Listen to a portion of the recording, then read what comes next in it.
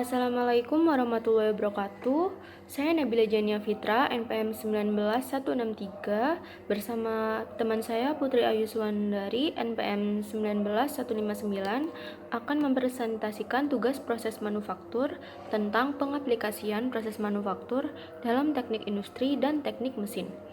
Yang pertama, saya akan menjelaskan pengaplikasian proses manufaktur pada teknik industri. Manufaktur dapat disebut dengan penggunaan mesin, peralatan, dan tenaga kerja untuk memproduksi barang yang digunakan atau dijual. Aplikasi umumnya pada produksi industri, di mana bahan mentah diubah menjadi produk jadi dalam skala yang besar. Bidang keahlian ini menekankan pada analisa perencanaan, pengembangan, dan penggunaan metode dan alat produksi yang tepat agar produk tersebut dapat diproduksi dengan selalu mempertimbangkan profitability, reliability, maintenance ability dari proses manufakturnya. Dalam beberapa hal, regulasi pemerintah juga menjadi pertimbangan yang penting dalam perancangan proses manufaktur. Seperti yang telah dituliskan sebelumnya, proses manufaktur berhubungan dengan produk-produk manufaktur. Yang dimaksud produk manufaktur di sini adalah produk-produk yang pembuatannya melalui berbagai proses manufaktur. Sebagai ilustrasi, mari kita perhatikan dan kita periksa beberapa objek di sekitar kita, seperti kursi, stapler, pensil, kalkulator, telepon, dispenser, dan masih banyak lagi yang lain. Benda-benda tersebut telah ditransformasikan atau diciptakan dan dibuat dari berbagai material dan dirakit hingga menjadi benda-benda yang kita pergunakan sehari-hari. Ini adalah gambar contoh pengaplikasian proses manufaktur pada teknik industri. Saya mengambil contoh tekstil dan garmen. Pengaplikasian. Salah satu contoh pengaplikasian pada teknik industri adalah tekstil dan garmen. Tekstil dan garmen merupakan salah satu industri perusahaan manufaktur yang ada di Indonesia. Industri tekstil ini berjalan dengan mengolah kapas menjadi benang, lalu benang menjadi suatu kain, dan kain tersebut dapat diolah kembali menjadi suatu pakaian seperti baju, celana, dan lain-lain. Industri tekstil dan garmen ini membutuhkan banyak sekali tenaga kerja, sehingga tidak heran ada banyak sekali masyarakat Indonesia yang bekerja di perusahaan manufaktur tekstil dan garmen. Contoh industri tekstil dan garmen di Indonesia adalah seperti PT Sri Rejeki Isman. Selanjutnya adalah ilustrasi produksi tekstil dalam bagan. Yang pertama adalah blow room, lalu ke carding, lalu ke drawing breaker, lalu ke drawing finisher, selanjutnya ke speed frame, lalu ke ring spinning atau ring frame, lalu ke winding, langsung ke doubling, lalu selanjutnya ke TFO twister, dan terakhir adalah pengemasan. Yang pertama, blow room. Blow room merupakan proses pertama dalam pembuatan benang. Di area blowing, mesin Laxmi Trussler bekerja secara otomatis membuka dan mengambil gumpalan serat kapas dari 25 hingga 30 bal bahan baku. Blendomat akan menghasilkan pencampuran serat yang rata. Setelah itu, serat-serat yang telah tercampur menuju ruang carding. Yang kedua adalah carding. Dari ruang blowing, gumpalan serat yang telah dibuka diubah menjadi bentuk memanjang disebut sliver carding dengan mesin Laxmi Trussler. Dan untuk pertama kalinya terjadi pelurusan, peregangan, serta terjadi pemisahan serat pendek dengan serat panjang. Tujuan pemisahan tersebut untuk menjaga agar kekuatan benang sesuai dengan yang diharapkan. Sliver yang telah melewati proses carding tersusun rapi dan yang secara otomatis pula berganti setelah penuh. Selanjutnya, sliver carding menuju mesin drawing breaker. Yang ketiga adalah drawing breaker.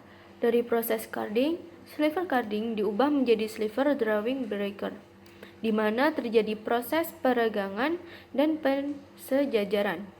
Besarnya perbandingan antara serat dengan panjang sliver drawing breaker ini akan berpengaruh pada nomor benang yang dihasilkan. Mesin Ritter Toyoda ini dilengkapi dengan auto leveler yang mampu menghasilkan sliver dengan tingkat kerataan yang baik untuk selanjutnya dibawa ke mesin drawing finisher. Yang keempat adalah drawing finisher. Fungsi proses ini sama dengan fungsi pada drawing breaker. Hasil dari mesin Ritter Toyoda, drawing finisher ini disebut sliver drawing finisher. Serat-serat yang ada di dalamnya lebih lurus serta sudah terpisah antara serat pendek dan serta panjang.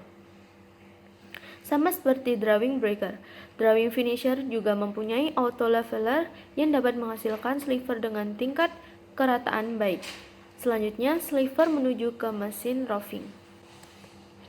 Yang kelima adalah speed frame. Setelah melewati proses drawing finisher, bentuk sliver diubah menjadi memanjang dan lebih kecil, dinamakan roving, yang kemudian digulung dalam bobin roving dengan menggunakan mesin Laxmi, Toyoda, dan Hoa. Roving serat akan mengalami pensejajaran dan peregangan kembali. Adapun besarnya perbandingan antara berat dan panjang roving akan berpengaruh pada nomor benang yang akan dihasilkan. Selanjutnya, bobin roving dibawa menuju ke mesin ring spinning. Yang keenam ada ring spinning atau ring frame.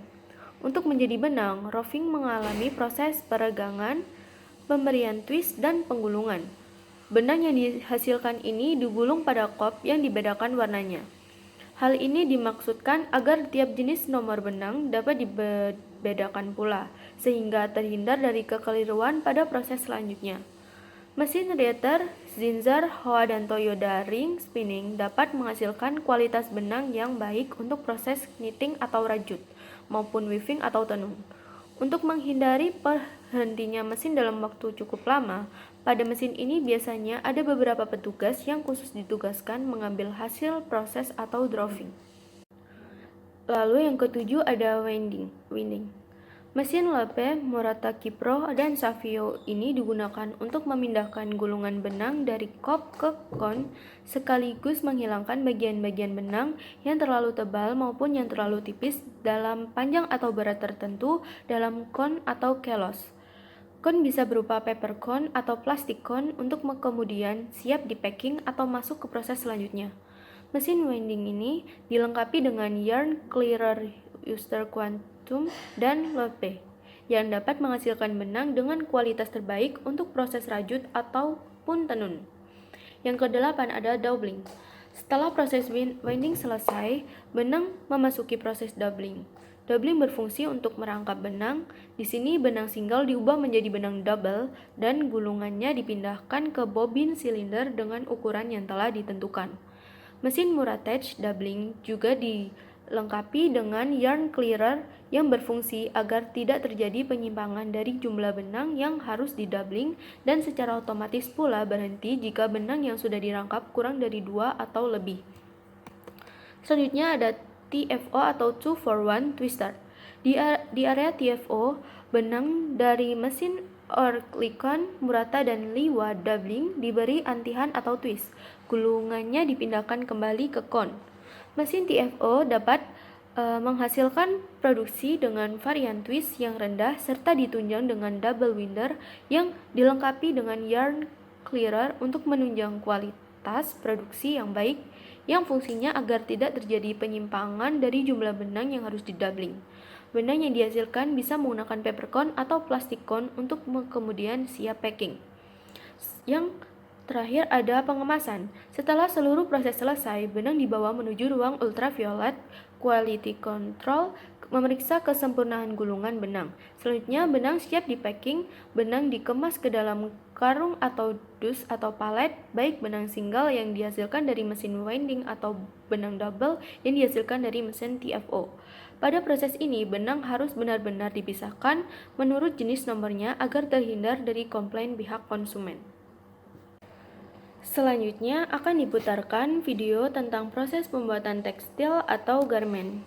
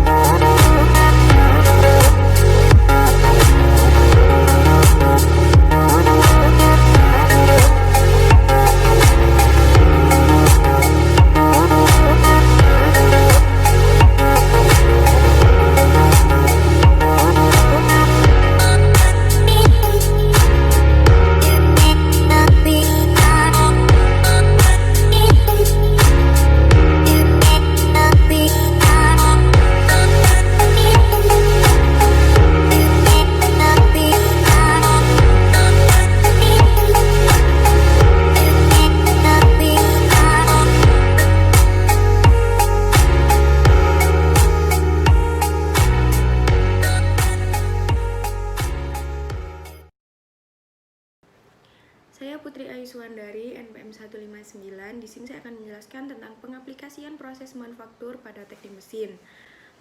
Teknik mesin, program studi teknik mesin membekali mahasiswa dengan kompetensi pada bidang perancangan, produk, dan proses pembuatan. Salah satunya melalui Computer Aided Design, Manufacturing, and Engineering, atau yang biasa disebut CAD, CAM, dan CAE.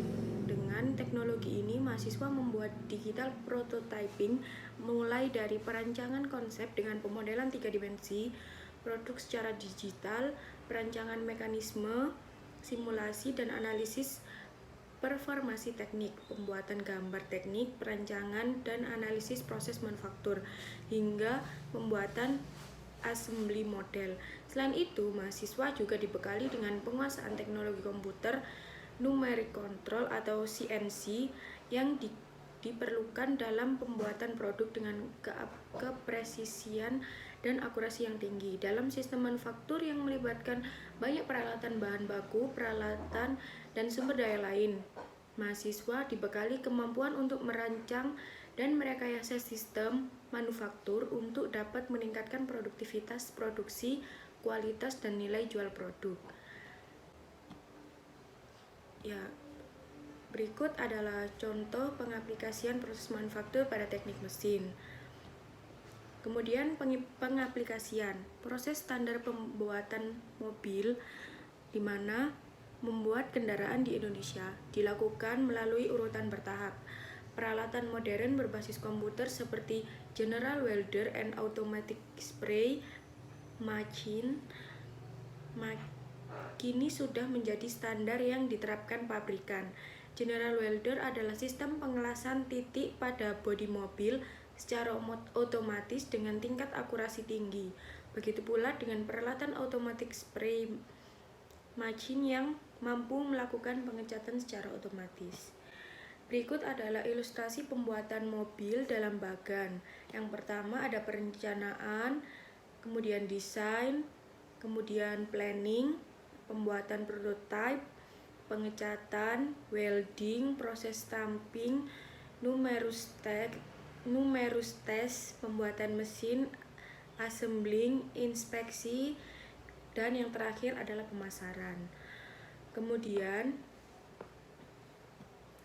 proses pembuatan, di sini saya akan menjelaskan tentang proses pembuatan mobil. Yang pertama, perencanaan. Perencanaan sebuah mobil baru dimulai 3-4 tahun sebelumnya. Di sini ditentukan jenis mobil apa yang akan diproduksi serta diteliti saat peluncurannya nanti model apa yang sedang tren. Jadi, gaya hidup masa depan juga dipertimbangkan. Yang kedua, desain, planning, dan proses pembuatan prototype. Proses pendesainan dan perencanaan dilakukan dengan hati-hati. Setelah proses investigasi produk, apa yang akan dikeluarkan selesai, dimulailah proses pembuatan sket-sket mobil. Proses ini dicek dan direcek secara berulang-ulang untuk menghasilkan sket yang terbaik. Dipertimbangkan pula desain bagian luar atau bentuk, warna, interior, material yang akan dipakai, serta layout part yang berbeda-beda.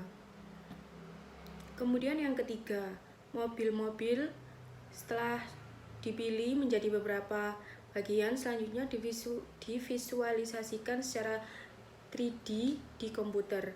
Membuat beberapa mobil menggunakan tanah liat. Dari beberapa mobil ini kemudian dipilih satu jenis mobil saja yang akan diproduksi. Selanjutnya di komputer dirancang detail interior dan eksterior, bagian-bagian untuk fungsi utama seperti sistem kemudi, pengereman, dan juga mesin. Kemudian yang keempat yaitu proses numerous test.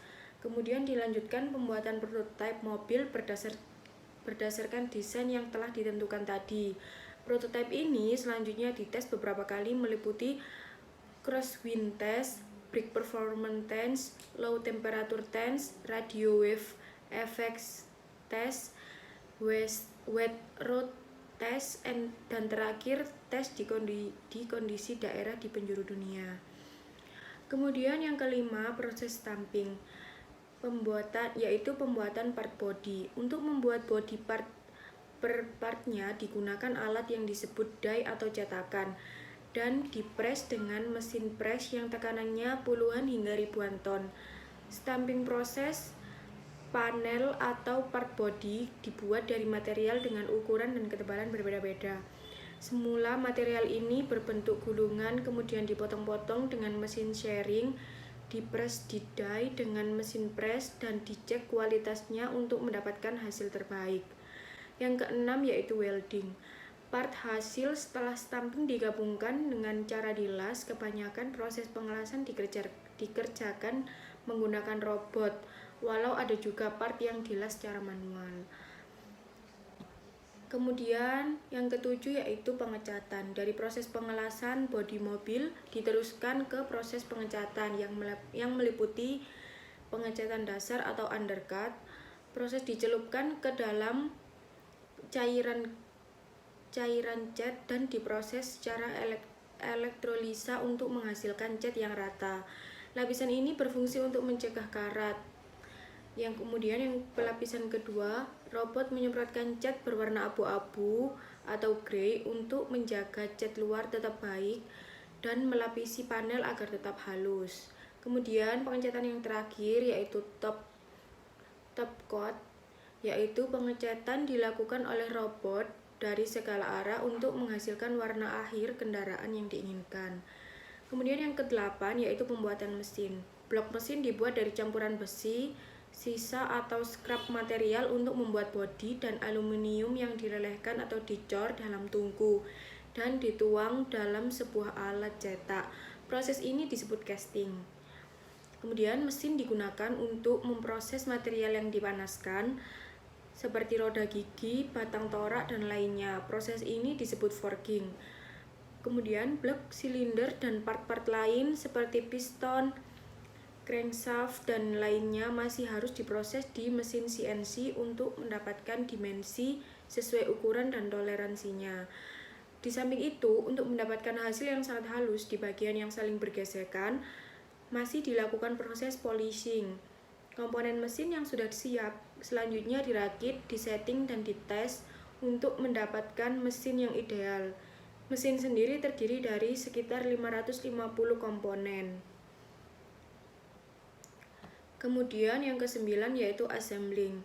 Satu buah mobil terdiri dari 30.000 komponen yang saling mendukung. Komponen-komponen ini dibuat oleh produsen mobil itu sendiri atau subcom di luar mereka, yang selanjutnya diasi di pabrik produsen. Proses asi atau assembling ini dilakukan dalam konveyor yang berjalan dan berhenti dengan kecepatan dan waktu yang telah ditentukan, tergantung time per prosesnya. Karena permintaan proses berbeda dalam satu konveyor, bisa terdiri beragam warna, part, dan spesifikasi mobil yang berbeda. Kemudian yang ke-10 yaitu inspeksi. Selanjutnya mobil yang sudah jadi dilakukan proses inspeksi atau lebih dari 1000 item pengecekan untuk memastikan produk yang dihasilkan sesuai standar. Setelah itu dinyatakan oke. Setelah itu mobil siap dikirim ke konsumen. Yang ke-11 yaitu pengiriman. Mobil yang sudah siap jadi dan sesuai standar kemudian dikirimkan dan dijual ke konsumen menggunakan truk atau kapal. Ya, setelah itu yang terakhir yaitu penjualan. Setelah mobil dikirim ke seluruh dealer, mobil siap dijual di seluruh penjuru dunia. Terima kasih. Sekian. Wassalamualaikum warahmatullahi wabarakatuh.